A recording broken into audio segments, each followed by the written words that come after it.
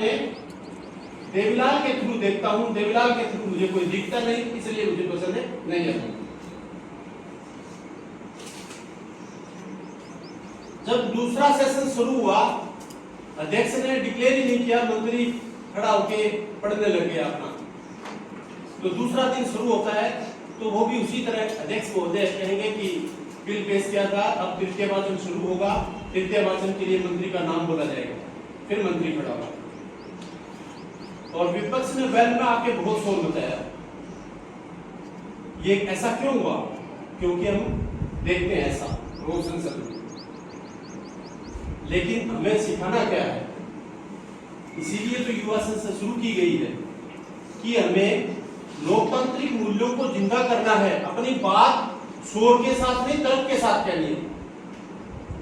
यदि आपको अच्छा बोलना आ गया तो लोग आपकी बात सुनेंगे, यदि आपको बोलना नहीं आता तो कोई नहीं सुनेगा। तो शोर के साथ नहीं, आपको तर्क के साथ बोलना है, तर्क अच्छा होना चाहिए। और यही हम बच्चों को सिखाना चाहते हैं, क्योंकि जिस देश के बच्चे अच्छे लोकतंत्र के सिद्धांतों को सीख लेंगे और अपने जीवन में ढाल लेंगे, वही देश कामयाब होगा, वही लोकतंत्र होगा। तो युवा संसद का शुरू करने का उद्देश्य यही है कि आपका कौशल बढ़ाना, बोलने की क्षमता बढ़ाना, और बोलना भी किसके साथ? तर्क के साथ।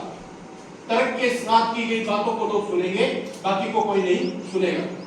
यदि आप अपने सर और मैडम के साथ कक्षा में बोलते हो, यदि आप तर्क के साथ कहोगे तो हम जैसे अध्यापक भी कई बार शब्दहीन हो जाते हैं।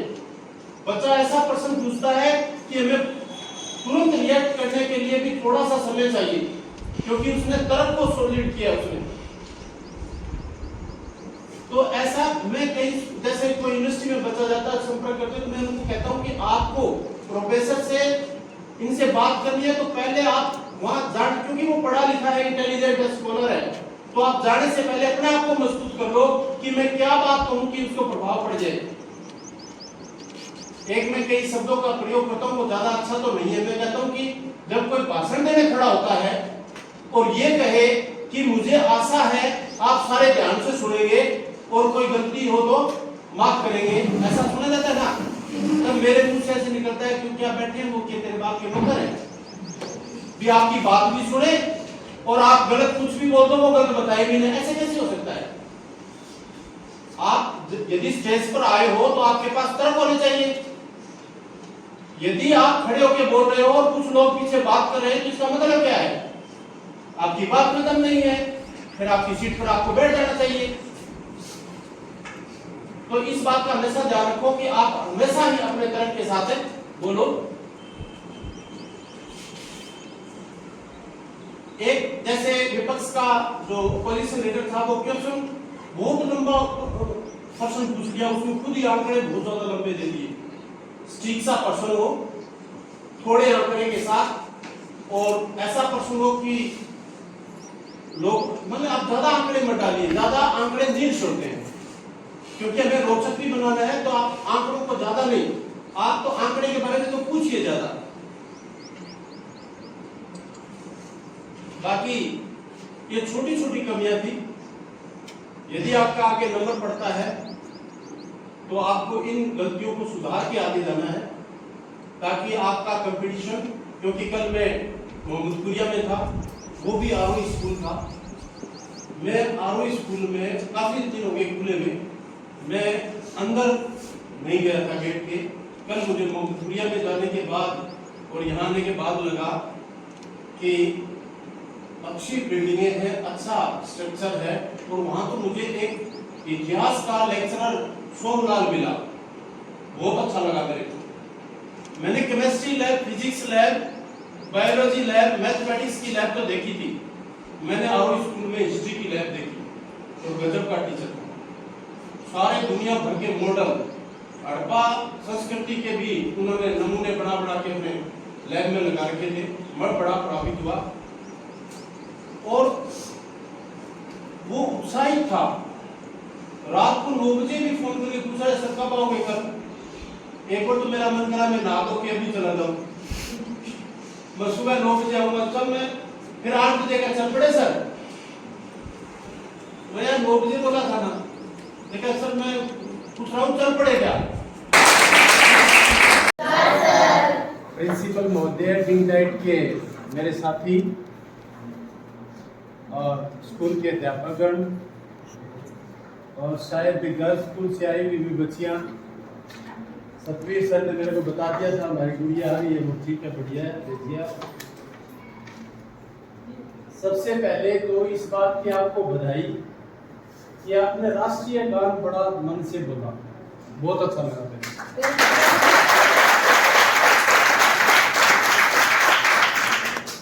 थोड़ा कई चीजों की तरफ मेरा ध्यान था, लेकिन राष्ट्रीय गान से मुझे शरीर में संतुष्टि हुई। इतना गजब का बोला कि शरीर में शांति आ गई। इसके लिए आप सभी बच्चे और आपकी तैयारी करवाने वाले अध्यापकों को मेरी ओर से शुभकामनाएं।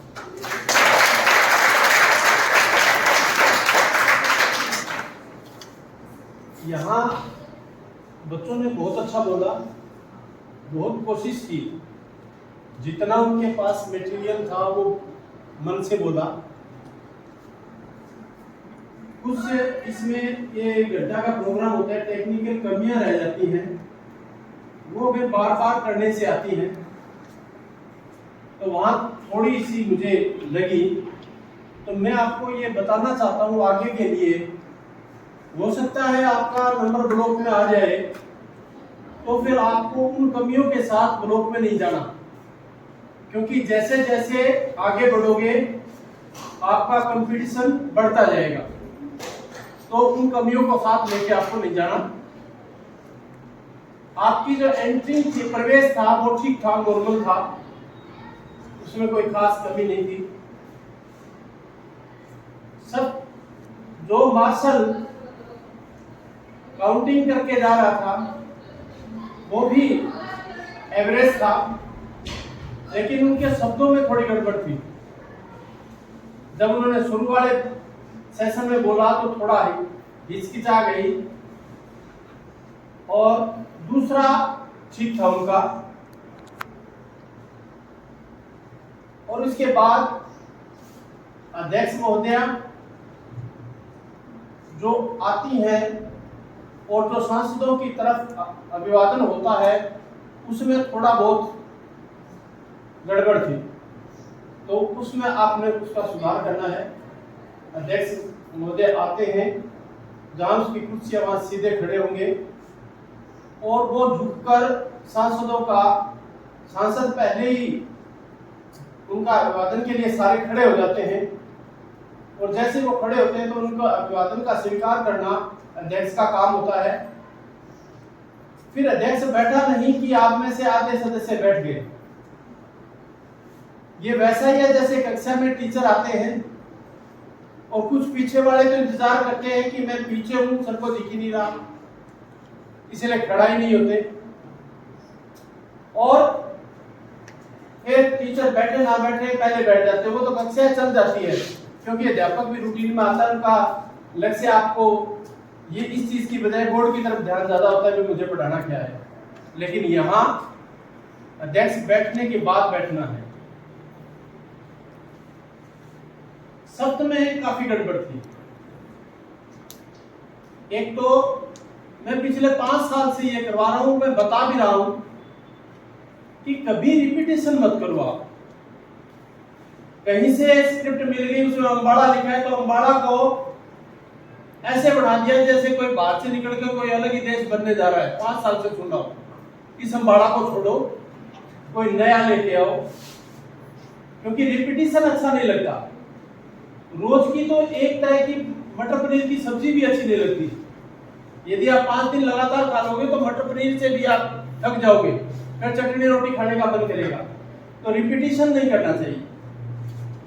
सबसे और सबसे जो आलसी मुझे लगा इस सभा में, वो लगा महासचिव, जिसकी सेहत पर कोई असर नहीं। चाहे अध्यक्ष बोल रहा है, कोई बोल रहा है, अपनी मनमर्जी से बैठा है, गर्दन हिला रहा है। जहां महासचिव को खड़ा होना चाहिए वहां पर अध्यक्ष महोदया खड़ी हो रही है। अध्यक्ष महोदया सिर्फ शोक संदेश के अलावा अपनी सीट से खड़े नहीं होंगे। जब महासचिव को अध्यक्ष महोदया कुछ कहती हैं तो खड़ी होके उनकी तरफ पूरी पीठ ने थोड़ा सा ऐसा हल्का मुंह करके उनकी तरफ हाँ में हाँ मिलानी है। आती खड़ी भी अच्छी नहीं लगती क्योंकि वो बहुत बड़ा पद है। संसद में जो अध्यक्ष का पद होता है वो देश के राष्ट्रपति से भी बड़ा होता है, वो सुप्रीम कोर्ट के जज से भी बड़ा होता है और प्रधानमंत्री से भी बड़ा होता है। प्रधानमंत्री भी उसके नीचे काम करता है। तो अध्यक्ष का पद होता है, उस कुर्सी पर जो बैठ जाता है वो सबसे बड़ा होता है। उनके प्रति मान सम्मान रहना लोकतंत्र के लिए सबसे बड़ा तकाजा है, क्योंकि सबसे बड़ा लोकतंत्र में चीज क्या है? एमपी और एमएलए जिनको हम चुनते हैं, उनका सबका जो बॉस है वो अध्यक्ष है। यानी इन सब की पावर कहां चली गई? अध्यक्ष के पास। तो उस अध्यक्ष का सम्मान करना पूरे देश का, जनता का और संसद का पूरी का काम है। तो महासचिव बैठी रही, जो मेंबर ऑफ पार्लियामेंट आता है तो वो भी माननीय सदस्य होता है, वो एक एमपी नहीं होता। वो पीछे 20 लाख 15-20 लाख आदमियों का एक प्रतिनिधि है वो। यानी एक एमपी का सम्मान करना उस पूरे क्षेत्र की जनता का सम्मान करना है। यदि वो उसको बेइज्जत किया जाता है तो बोला जाता है कि मेरे 15 लाख लोगों के मान सम्मान को ठेस पहुंचाइए। तो इसलिए जब एमपी पास आने लगता है तो महासचिव को खड़े बनाए। कई बार ऐसा भी होता है ना, जैसे कक्षा में महासचिव है वो अपने आप में पहले से ही कोई मॉनिटर है या पढ़ाई में होशियार है या टीचर की नजदीक है तो दबदबा है उसका, तो वो फील यहाँ नहीं करवाना। यदि आप कक्षा में कुछ हो तो ठीक हो, यहाँ महासचिव हो। तो और एक मुझे जो आप में सर के लिए बताना चाहूंगा, बच्चे बड़े टैलेंटेड हैं और हर स्कूल में होते हैं, यहाँ भी है। अध्यक्ष महोदय की जो आवाज है वो बहुत बढ़िया है। मैं यदि 10 में से नंबर देना चाहूं तो 8 और 9 अध्यक्ष के लिए है।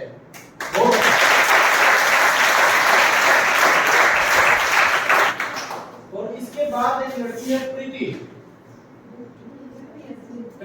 लीडर ऑफ अपोजिशन एलओपी, क्या नाम है? रूपा लड़की। ये अच्छा बोली है, थोड़ा सा नर्वस क्यों है पता नहीं, लेकिन ये अच्छा बोल सकती है, ये मेरे को विश्वास है, बहुत अच्छा बोल सकती है। और सबसे बड़ी गड़बड़ तो क्या किया आपने पता है? जब सीटिंग होती है तो उसके नंबर भी होते हैं और बहुत महत्वपूर्ण होती है। प्रधानमंत्री अध्यक्ष महोदय के राइट हैंड के कॉर्नर पर बैठते हैं। इसका पॉलिटिकल साइंस के बच्चे कितने हैं? ऊपर हाथ करो। क्या आपने कभी लोकसभा राज्यसभा लाइव में या रिकॉर्डिंग देखी है? तो आपने प्रधानमंत्री कहां बैठा देखा है? प्रधानमंत्री जो राइट हैंड की तरफ जो ट्रेजरी बेंच होता है उसके कोने पर बैठा होता है, और ट्रेजरी बेंच प्रधानमंत्री के साथ वाली सीट होती है। वो जो भी व्यक्ति बैठा है वो सरकार में दूसरे नंबर का समझा जाता है, यानी प्रधानमंत्री के बाद उसका नंबर है, उसको महत्व दिया जाता है उस सरकार में, जो प्रधानमंत्री के बगल में बैठा है। और एलओपी होता है लीडर ऑफ अपोजिशन, वो जो विपक्ष का है उसके लेफ्ट वाले कोने पे, और लेफ्ट वाले कोने पर नहीं, कोने पर होता है उपाध्यक्ष। जो एक अध्यक्ष हमने बिठा रखा है, एक होता है उपाध्यक्ष। उपाध्यक्ष कोने पे बैठेगा और कोने के साथ है वो एलओपी बैठेगा उस साइड से कोने से। तो ये सीटिंग परमानेंट होती है, इसको कभी नहीं बदला जाता। ये आपको संसद लाइन में भी देखते रहना चाहिए।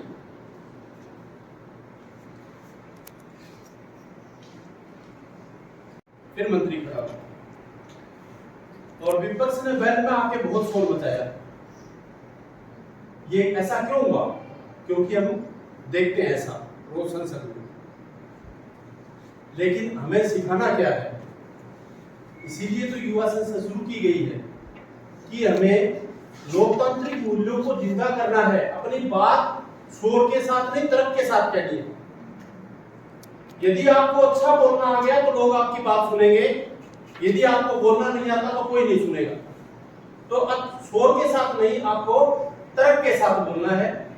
तर्क अच्छा होना चाहिए, और यही हम बच्चों को सिखाना चाहते हैं, क्योंकि जिस देश के बच्चे अच्छे लोकतंत्र के सिद्धांतों को सीख लेंगे और अपने जीवन में ढाल लेंगे, वही देश कामयाब होगा, वही लोकतंत्र होगा। तो युवा संसद का शुरू करने का उद्देश्य यही है कि आपका कौशल बढ़ाना, बोलने की क्षमता बढ़ाना, और बोलना भी किसके साथ? तर्क के साथ। तर्क के साथ की गई बातों को लोग सुनेंगे, बाकी को कोई नहीं सुनेगा। यदि आप अपने सर और मैडम के साथ कक्षा में बोलते हो, यदि आप तर्क के साथ कहोगे तो हम जैसे अध्यापक भी कई बार शब्द विहीन हो जाते हैं।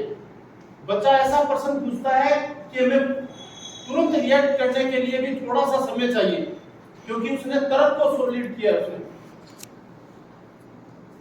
तो ऐसा मैं कई, जैसे कोई यूनिवर्सिटी में बच्चा जाता है, संपर्क करते हैं, तो मैं उनको कहता हूँ कि आपको प्रोफेसर से इनसे बात करनी है तो पहले आप वहां जाने, क्योंकि वो पढ़ा लिखा है, इंटेलिजेंट है, स्कॉलर है, तो आप जाने से पहले अपने आप को मजबूत कर लो कि मैं क्या बात कहूं कि उसको प्रभाव पड़ जाए। एक में कई शब्दों का प्रयोग करता हूं, वो ज्यादा अच्छा तो नहीं है। मैं कहता हूं कि तर्क होने चाहिए। यदि आप खड़े होकर बोल रहे हो और कुछ लोग पीछे बात कर रहे हैं, तो इसका मतलब क्या है? आपकी बात में दम नहीं है, फिर आपकी सीट पर आपको बैठ जाना चाहिए। तो इस बात का हमेशा ध्यान रखो कि आप हमेशा ही अपने तरफ के साथ बोलो। एक जैसे विपक्ष का जो अपोजिशन लीडर था, वो क्वेश्चन बहुत लंबा प्रश्न पूछ लिया, उसमें खुद ही आंकड़े बहुत ज्यादा लंबे दे दिए।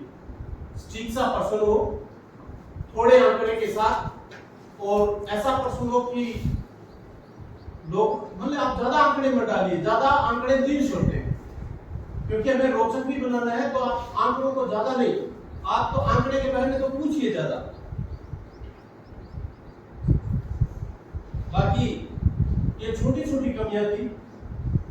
यदि आपका आगे नंबर पड़ता है तो आपको इन गलतियों को सुधार के आगे जाना है, ताकि आपका कंपटीशन, क्योंकि कल मैं मोहम्मदपुरिया में था, वो भी आरोही स्कूल था। मैं आरोही स्कूल में काफी दिन हो गए खुले में, मैं अंदर नहीं गया था गेट के। कल मुझे मोहम्मदपुरिया में जाने के बाद और यहाँ आने के बाद लगा कि अच्छी बिल्डिंगें हैं, अच्छा स्ट्रक्चर है, और वहां तो मुझे एक इतिहास का लेक्चरर सोमलाल मिला, बहुत अच्छा लगा मेरे को। मैंने chemistry lab, physics lab, biology lab, mathematics की लैब तो देखी थी, मैंने आरोही स्कूल में हिस्ट्री की लैब देखी, और गजब का टीचर। सारे दुनिया भर के मॉडल, हड़प्पा संस्कृति के भी उन्होंने नमूने बना बना के अपने लैब में लगा रखे थे। मैं बड़ा प्रभावित हुआ, और वो उत्साहित था। रात को 9 बजे भी फोन करके पूछ रहा है, सर कब आओगे कल? एक बार तो मेरा मन करा मैं नहा धो के अभी चला जाऊं, मैं सुबह 9 बजे आऊंगा। तो मैं फिर 8 बजे का चल पड़े सर।